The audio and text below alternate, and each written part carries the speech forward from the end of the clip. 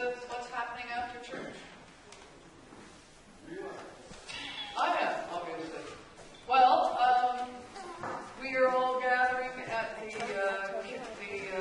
community arena, and we're going to have a congregational fun day.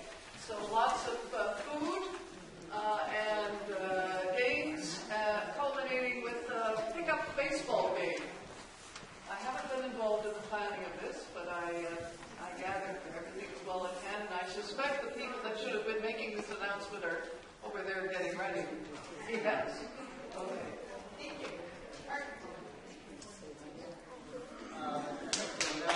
We're having St. John's Ambulance First Aid course. It's been 3 years since we've done it. It's taking place at this church in the gathering place on Monday, October 15th, from 9 till 4:30. And the staff are all taking it, and we'd like to have some congregation to come too, as many as possible. It's a great opportunity. We're fortunate to have Rick Muller teach the thing, and Rick's one of our people, and he does it for free, which is great. And he'll be covering CPR, the use of our defibrillator, as well as other first aid stuff, choking and stroke.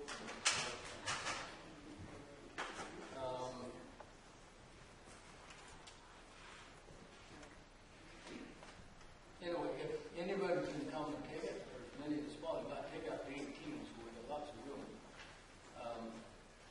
We'd like to come and take it. The cost is $40 if you want a certificate. If you don't want a certificate, then it's free. It's a wonderful opportunity. We will be providing lunch, probably get some pizza or something in. The sign-up sheets, Rick would like to know the numbers because he wants to, they're not equipped for everybody that's coming. So the sign-up sheet will be the entranceway into the parking lot. The come would be great. It's an opportunity to learn something. Thanks. Thank you.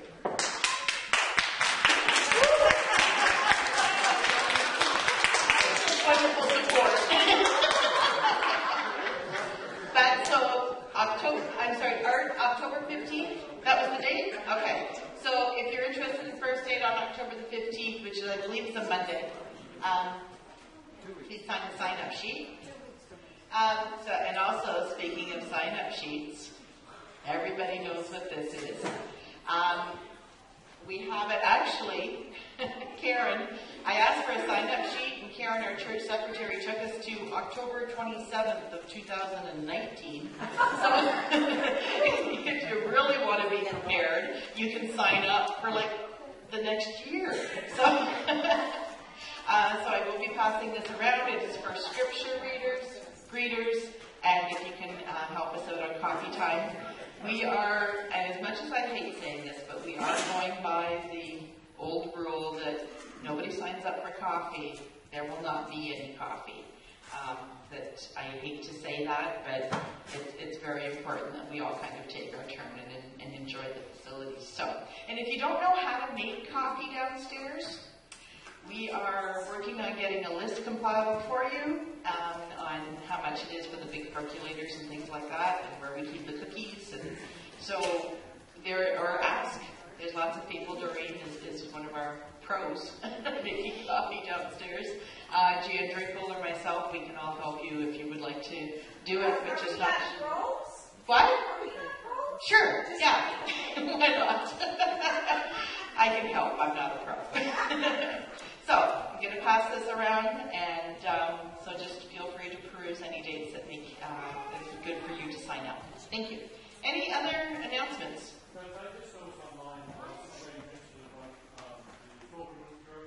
Yes. That would be outreach also for the photo directory, yeah. Do you know there's sign-up sheets? So, yeah, my understanding is that the outreach team has been very busy and has managed to acquire a weekend, 3 days, in which we can book our own time online. Do you want to speak to it, Fern? Yeah, so that will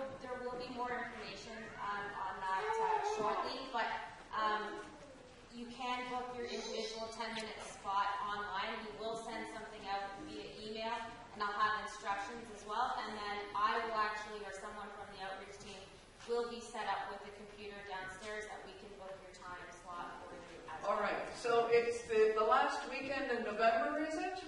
It is, sorry, I can't it is November 21st, which is a Wednesday, and then the Friday the 23rd, and the Saturday the 24th. Okay, so I want to just add a little note here. There's nothing more helpful to a new member of a congregation than a photo directory, or to a new minister, or, you know, certainly I'm operating with a very old directory right now, so I get to see you all when you were younger. But it's a really wonderful and important thing to do as a congregation. Everybody gets a free 8x11 photo of your family. And then, of course, there are lots of options for gifts at Christmas time. So it's a great opportunity. I encourage you all to sign up and make sure you get into the directory. Thank you. Does anyone else have any other announcements? I would like to. Sorry. I'm the only one doing it. This is the first time since the end of June, since the praise team has been offering leadership and worship, and I would just like to acknowledge that and thank them for the ministry that they offer us. And I'd like us to give a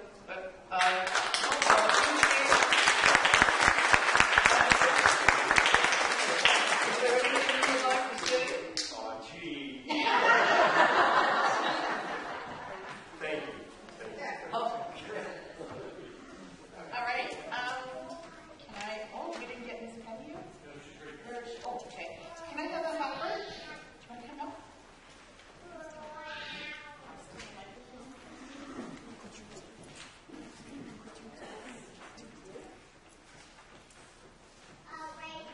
All right. We are looking for a celebration. Birthdays, anniversaries, John. Can I yell? No. Yes. I grew up with 4 older brothers. I can yell. Are we good? There we go. Yeah. All right. So, Oliver?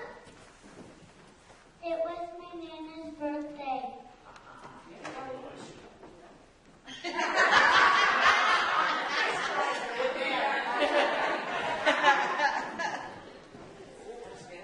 I have a niece turning 70 tomorrow, and I have 2 dear friends, one being Audrey this week, and I won't say how old, and one in Victoria, BC, that we've known each other since we were 3 years of age.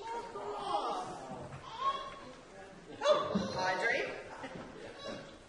Okay, I mean, a great-grandson that is turning 1 in 3 or 4 days. We're celebrating his birthday today. And also, I guess yours truly has to celebrate a birthday too. And you know something? Dogs still can't catch up to me. It just doesn't work for you. Do we have anything else? Any other celebration? Oh! It's my uncle's birthday. Thank you. Hey, Dad. Oh, Ross. I'm definitely not a petting individual, but I got $2 that says that next Sunday that organ's going to work.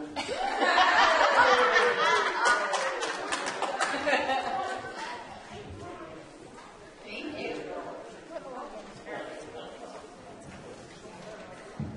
It's my dad's birthday tomorrow.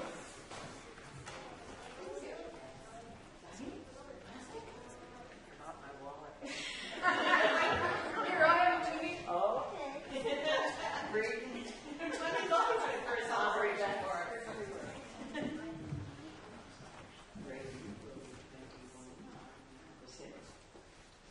On the 6th, just as a memory tree would have been 70 today. All right, I'll put this in for, this is for Bunny. And I am celebrating children. All children matter. Thank you. Can we sing Happy Special Day?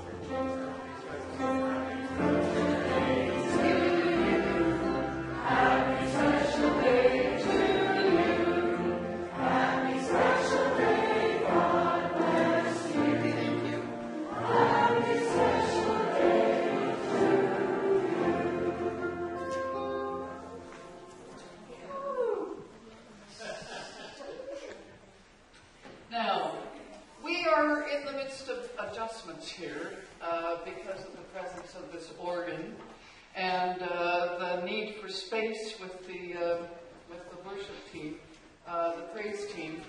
So, can everybody see this? You can see the Christ candle? It's important that you do. Okay. Well, then in that case, I'll just proceed.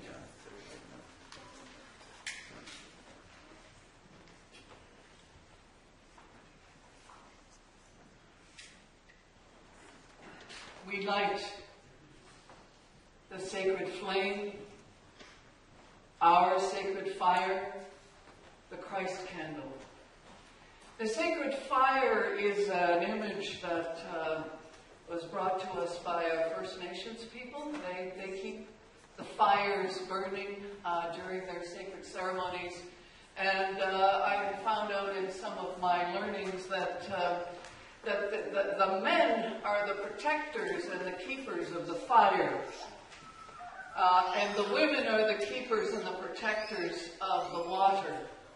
So we light this sacred fire, which members of the community protect and keep going, as a symbol of the presence of God. The God that we know by many names. God who is creator of all things. God who is present between us very powerfully. And God who lives deep within us. And we acknowledge the wonder of this place where we live and all the peoples with whom we have shared our time here in this place. We remember the first peoples who were here before our ancestors came, and we acknowledge the blessings that we have received from the land today. And for this, we are a grateful people.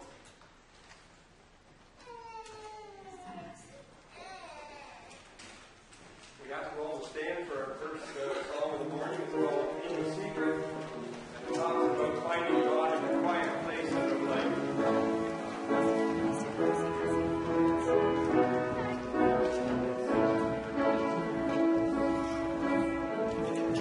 In the secret, in the quiet place, in the stillness you are there. In the secret, in the quiet hour I pray, only for you.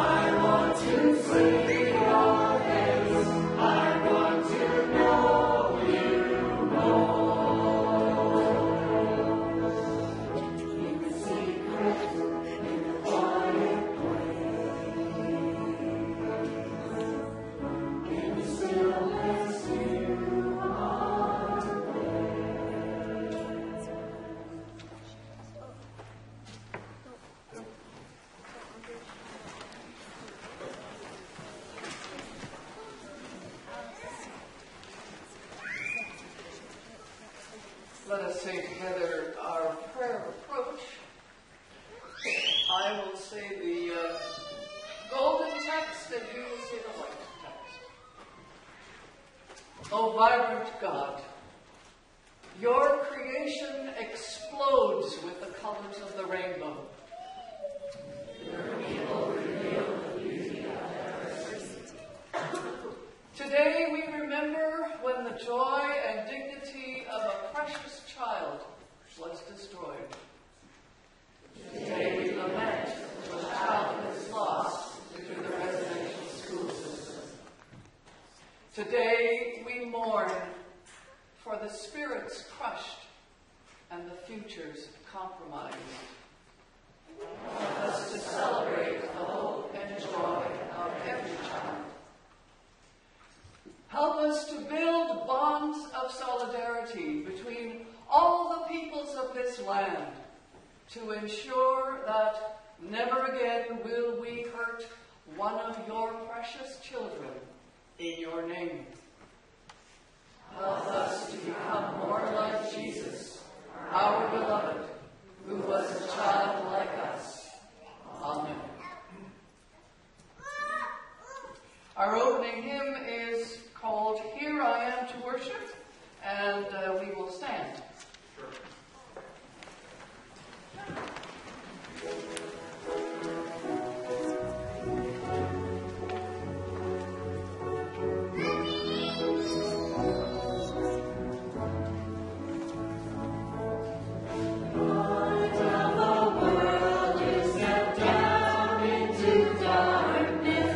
Open my eyes, let me see.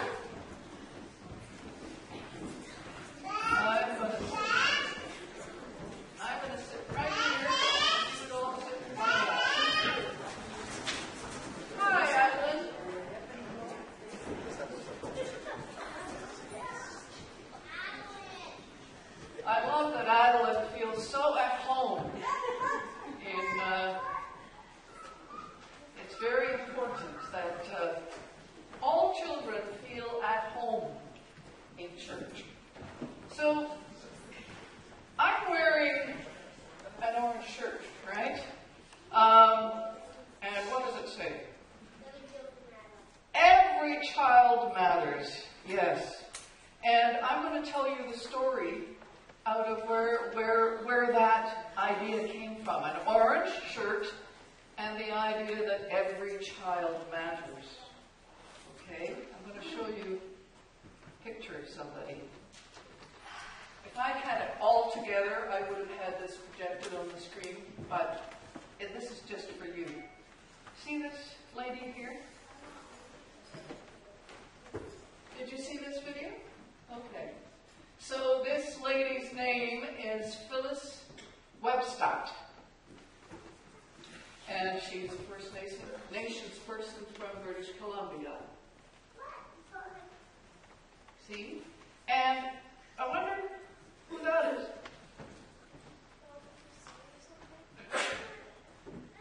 It's actually a picture of her when she was a little girl.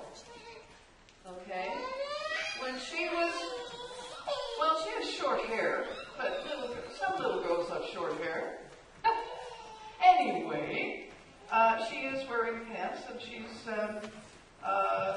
out in the countryside, and that's the way she looked when she was about 5 years old. So what happened to Phyllis is that she lived with her grandma, and it came time for her to go to what they called residential school. Now, I went to, another word for residential school is a boarding school. You have to go away, you have to leave your family, you have a bed there, and you might have a little cupboard for your clothes, and you basically live there, right? Yeah, you go away from your family and you live in the boarding school or the residential school. And Phyllis knew this was going to happen, and her family knew about it too. And her grandmother said, Phyllis, you're going to have to go far away out to the residential school, but I'd like to buy you something special. Let's go to the trading store and let's see what we can find for you. So she went with her grandma, yeah. I think she bought an orange shirt. She bought an orange shirt. Yes. It was the best, most wonderful orange t-shirt. It was shiny and it was very special, yes? And then when she got to the residential school, they just took it away. You're taking my story.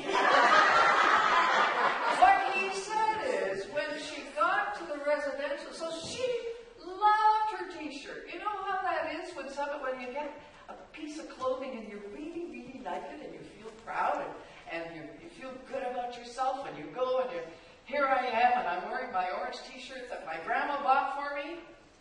And what they did is they took all the little children who were there for the first time and they put them in a room where they had to take all their clothes off. The story says that they stripped them of their clothes. Can I tell the story? You tell.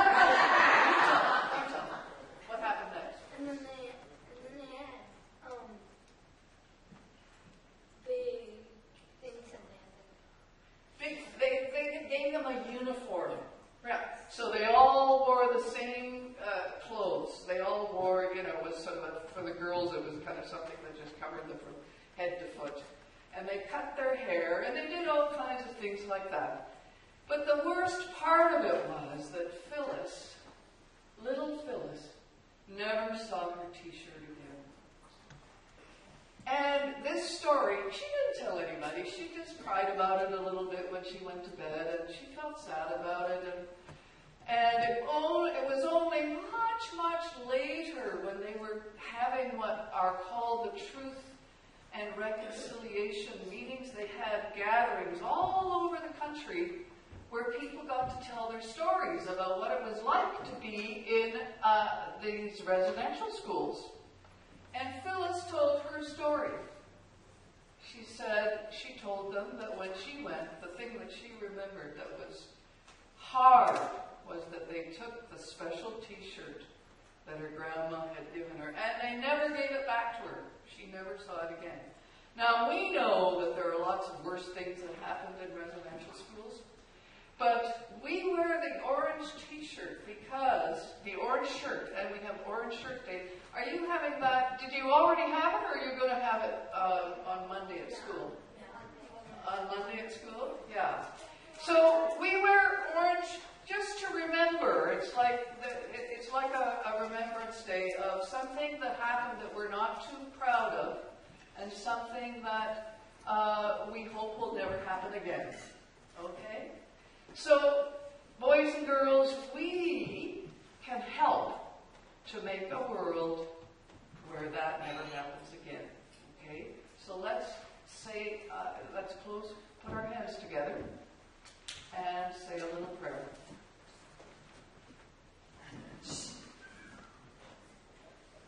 Holy Creator,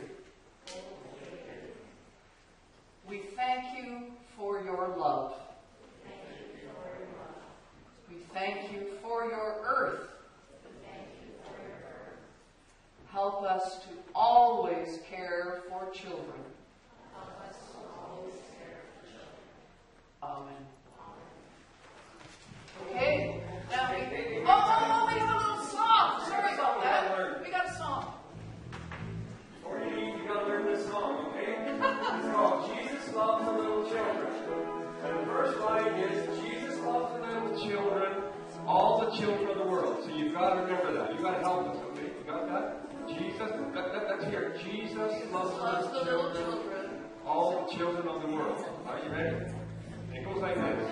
Jesus loves the little children, all the children of the world. Every color, shape, and size, all are precious in His eyes. Jesus loves the little children of the world. Now you guys can do better than that.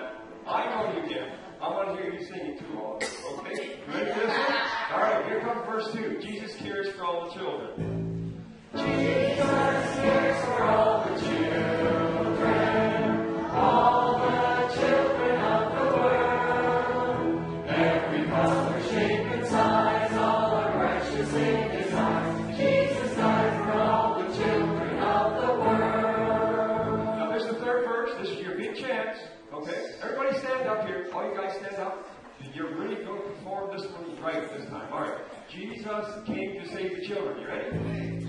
Jesus came to save the children, all the children of the world. Every color, shape, and size, all are precious in His eyes. Jesus died for all the children of the world. Thanks a lot. You can go. Okay.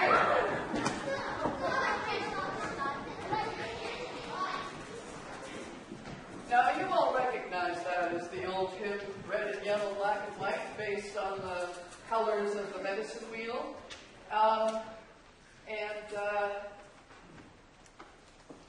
We do change the words sometimes. That particular change came from recognizing that we have been living in a world where there are judgments based on the color of your skin. And so wanting to move away from that and to something a little more inclusive. And Sam was aware of the different wording, and so we did that. I have to say I'm a little partial to red and yellow, black and white, but for other reasons. That's because you're white. No, it's not. Not at all. That's not at all the reason. Anyway, Bunny's behind me. Okay, but you are going to... Yes. Okay. Yes. Bunny's going to read for us.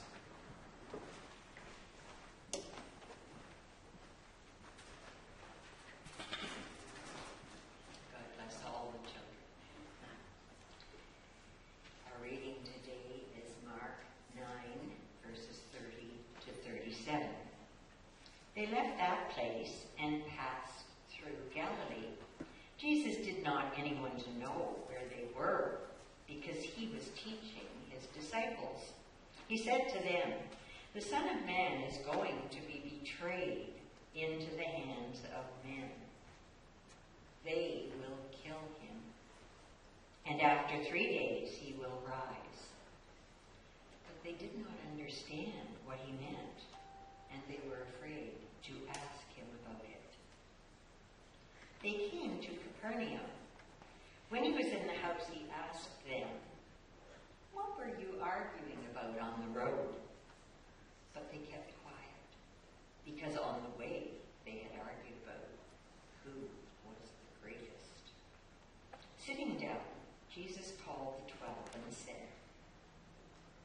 anyone wants to be first, he must be the very last, and the servant of all. He took a little child and had him stand among them. Taking him in his arms, he said to them, "Whoever welcomes one of these little children in my name welcomes me, and whoever welcomes me does not welcome me, but the one who sent me." God bless these words to her purpose.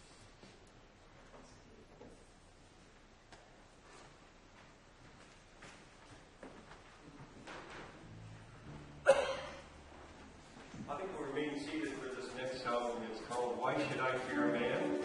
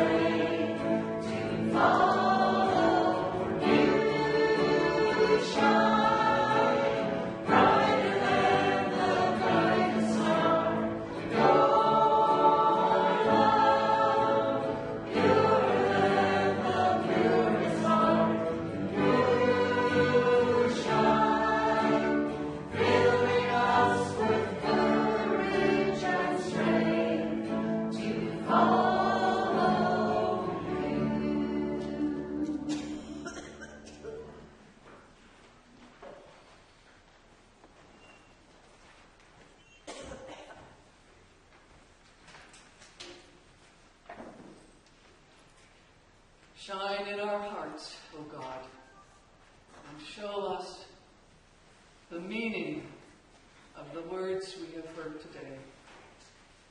In Jesus' name, amen. So, the focus of my ministry for many, many years, long before I became ordained, has been children and youth. And valuing them, helping them to become a valued part of congregations, when I was on staff at Timothy Eaton Memorial Church, my mandate was to make children and youth more visible within the ongoing life of the church, worship and other things. One of the things that we tend to in the United Church of Canada forget is that the year 1988, which when you say 1988, most people go, "Whoa, that was when we laid the ground for the acceptance of homosexuals and gay people in the ordained ministry." Well, that's what we remember that date for. That date was also a time when on the General Council of the United Church of Canada, we recognized children as full members of the church, equally invited by Jesus to communion. So fully able to participate in the life of the church, and at that time communion, receiving the bread and the wine, was a way in which you divided the adults from the children and the full members from them. So it's within this context that I read this passage that Bunny read for us today. The lens of the value of children and that every child matters and each young person has something valuable to offer us and that we as adults need to listen to the child, that is a lens that I have had, and I have used that to view and interpret almost everything in my life as a Christian. I confess to that. That's a bit of a bias. And it's helped to heal the wounded child within myself. Most of us can witness to a wounded child because of the way of our upbringings. It is out of the attitudes towards children and our upbringings, all of us in this place, that we could even conceive of an idea such as the residential schools. It helped me to gain it being a vision of the place of children in the kingdom of God. It helped me to gain a glimpse of the kind of world for which Jesus gave his life and for which I would be working and have been working all my life.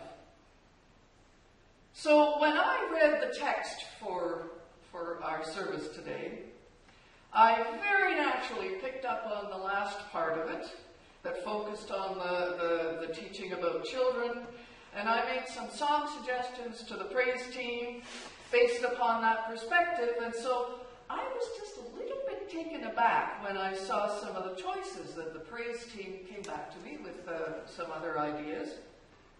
And at first I went, oh.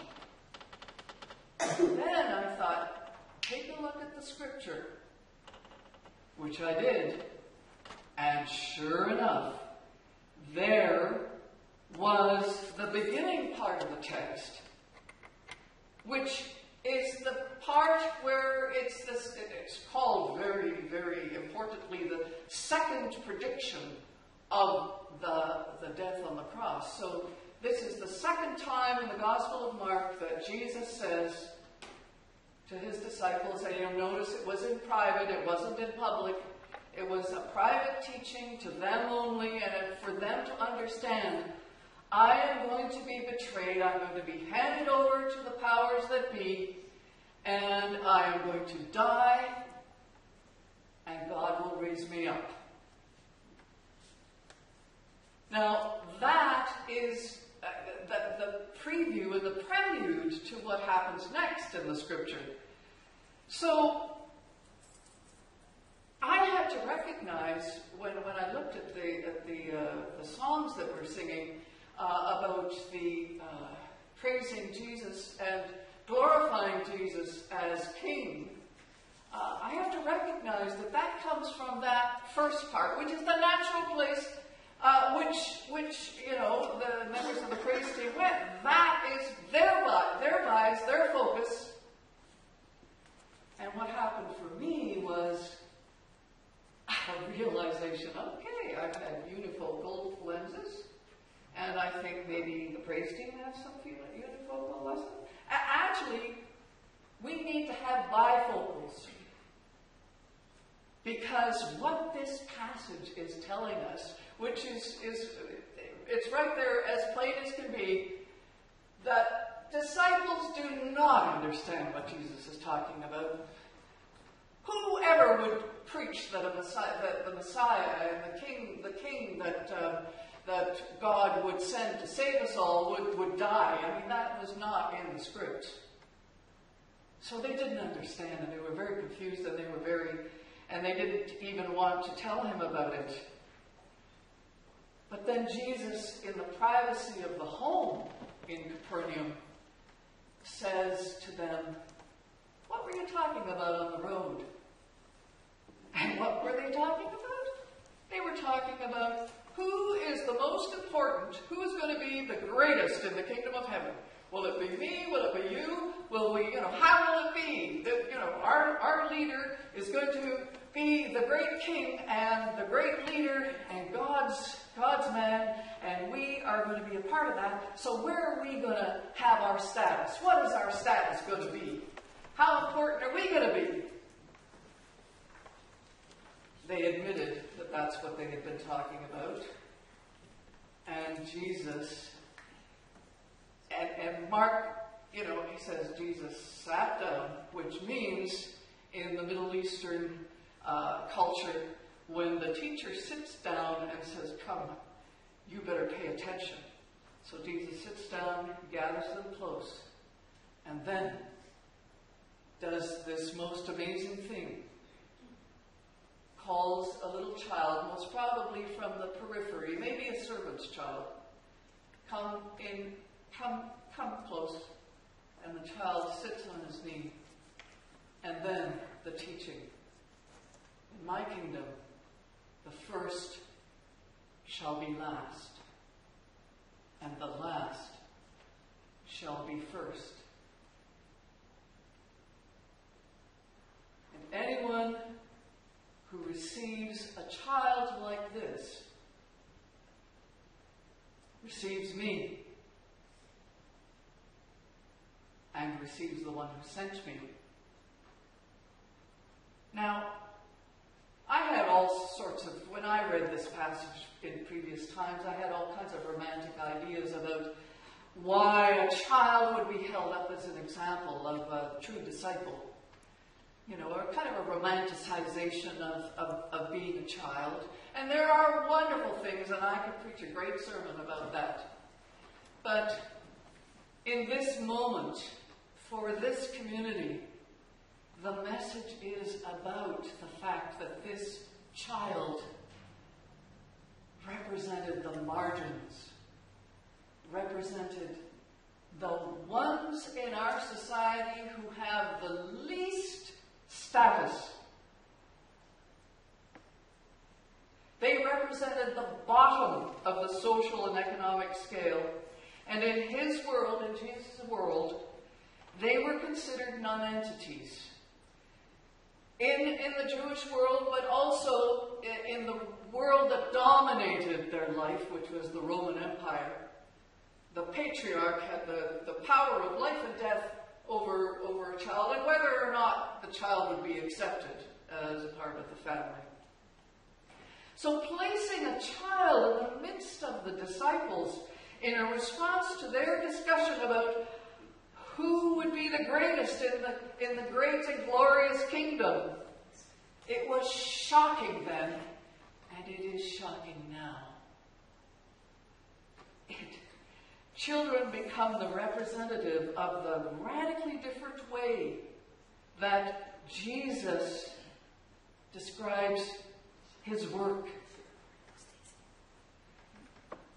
These children represent those who are subject to domination and oppression from within, even within the most intimate relationships, which are represented by the household, by the family.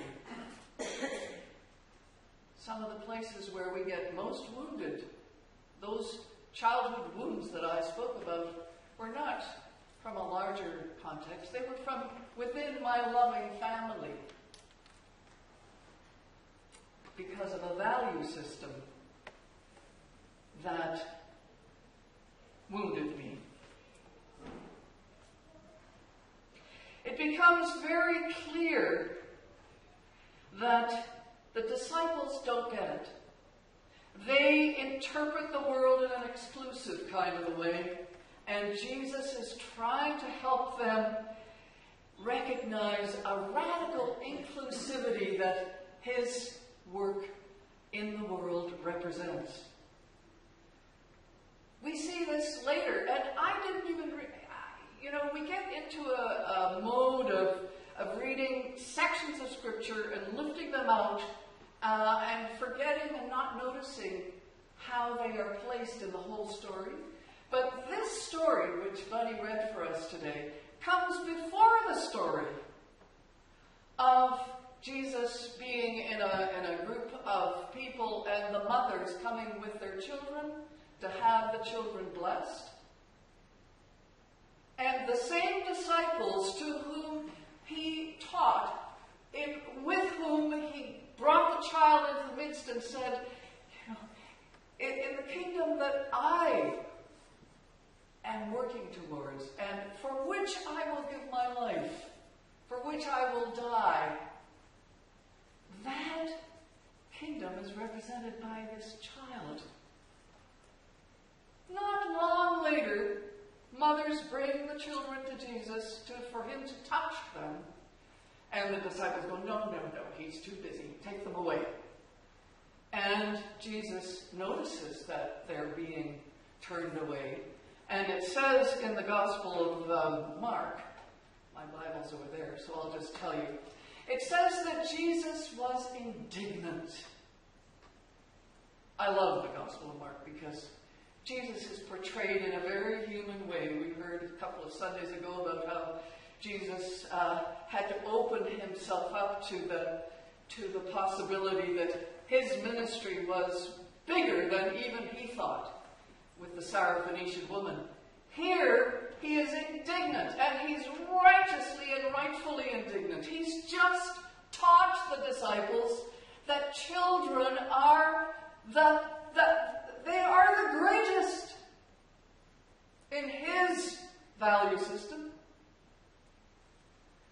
The least shall be first, and the first shall be last. And the disciples are turning away the least.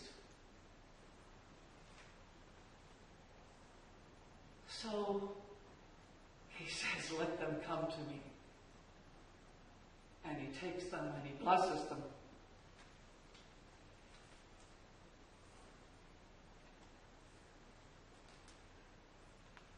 The disciples get it completely wrong.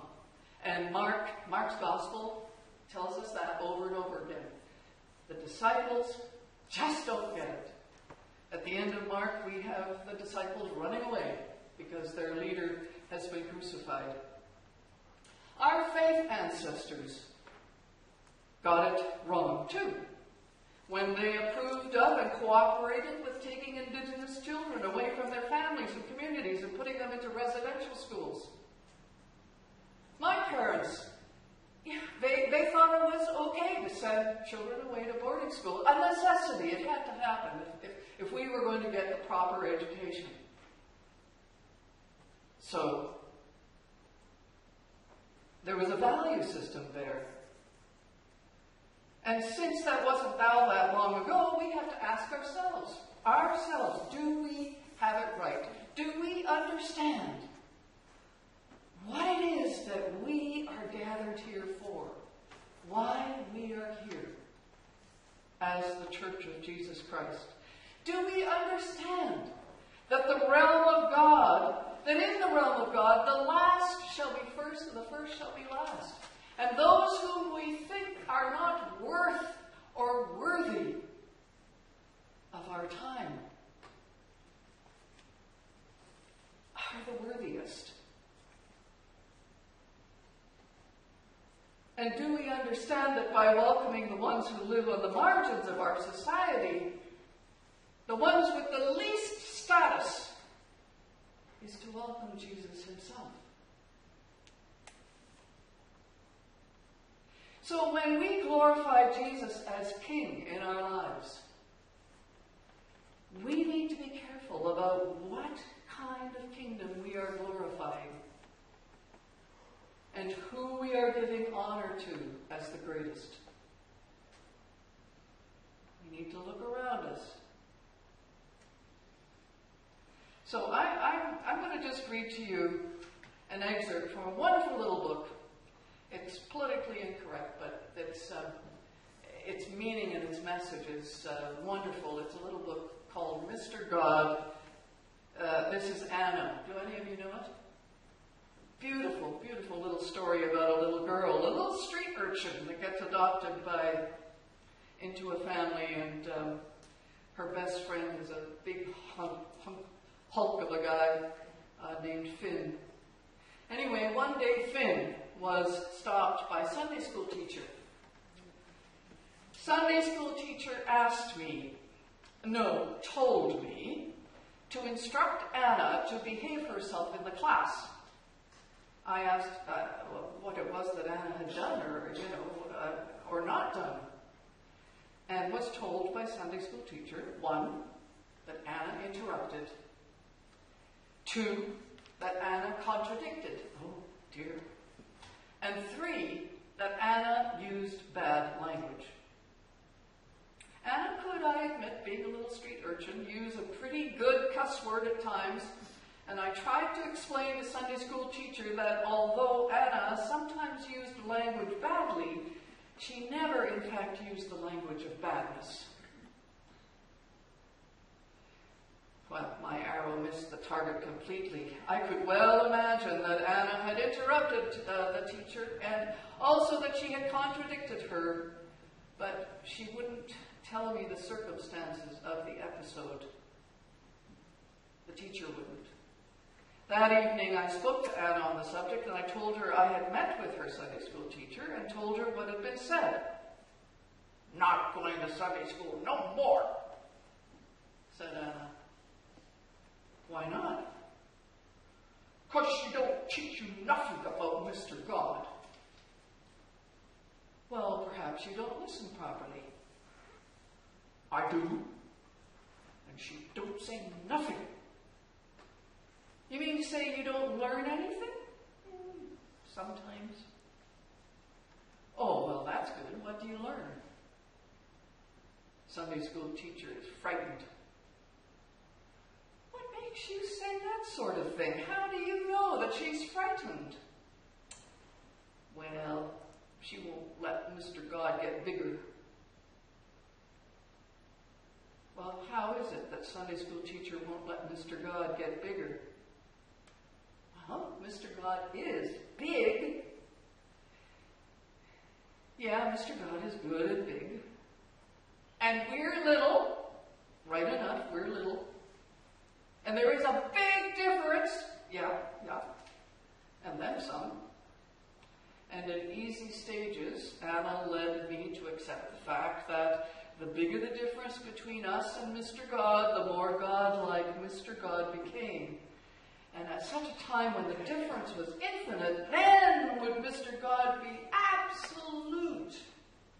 She was a little philosopher, this girl. "Well, what's all this got to do with Sunday school teacher?"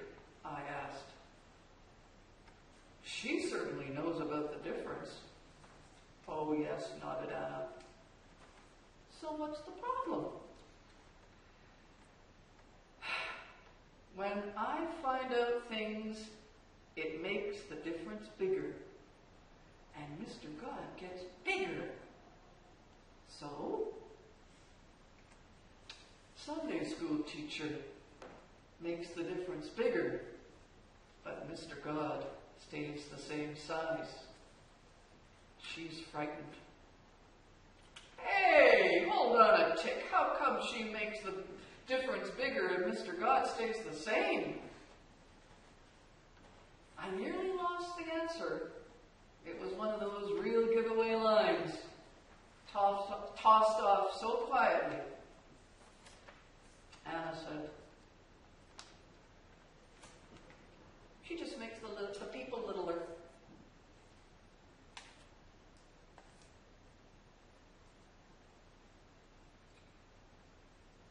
She just makes the people littler. Brothers and sisters, let us be a community that lifts the little people up, knowing that for Jesus, the first shall be last, and the last shall be first. Amen. And now let us be a community that gives generously, and the offering will now be received.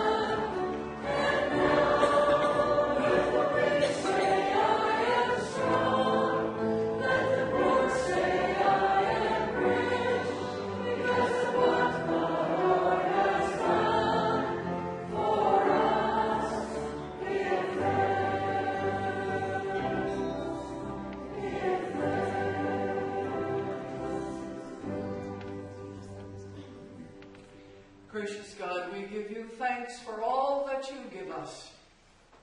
For this we are a grateful people, and out of our gratitude we give to you for your work.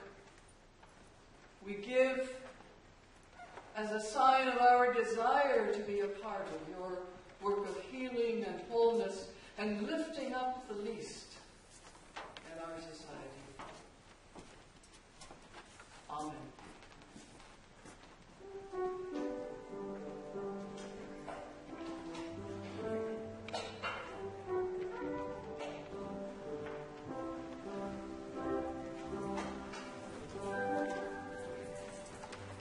Please be seated and let us pray.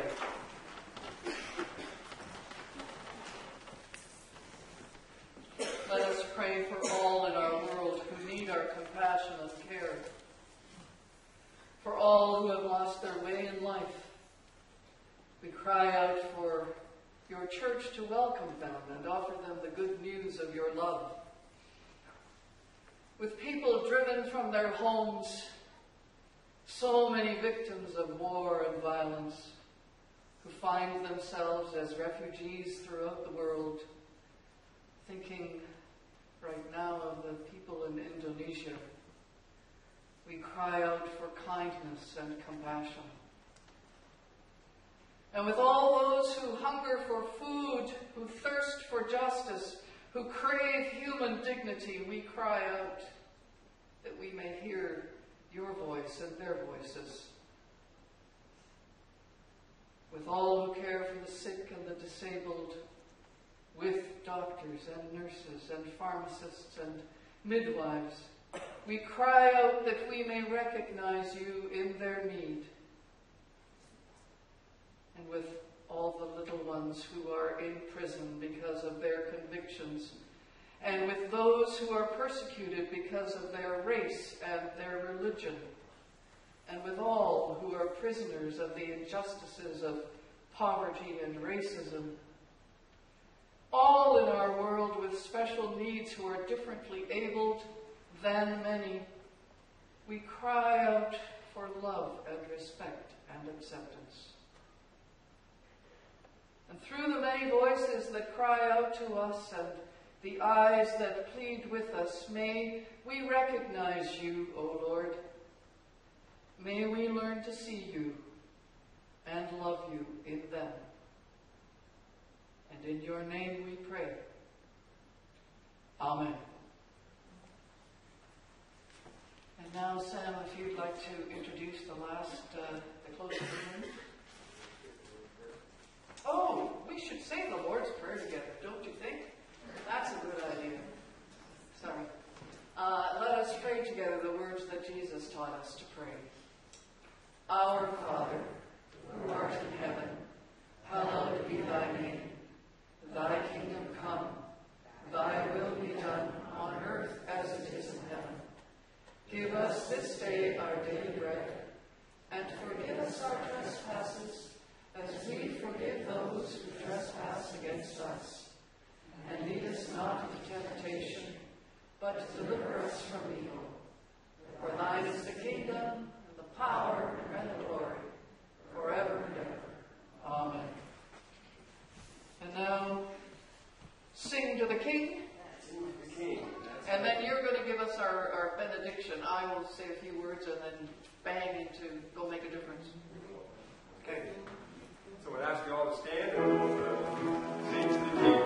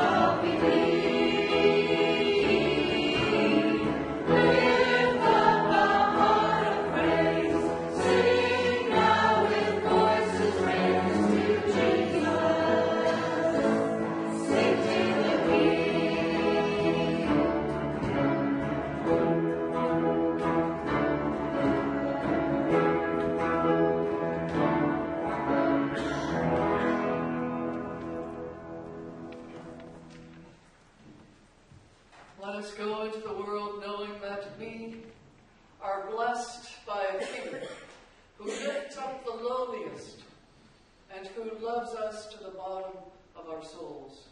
And may the blessing of God, who is our Creator, our Redeemer, and our Sustainer, be with each one in the way they need to make a difference in our world. Amen.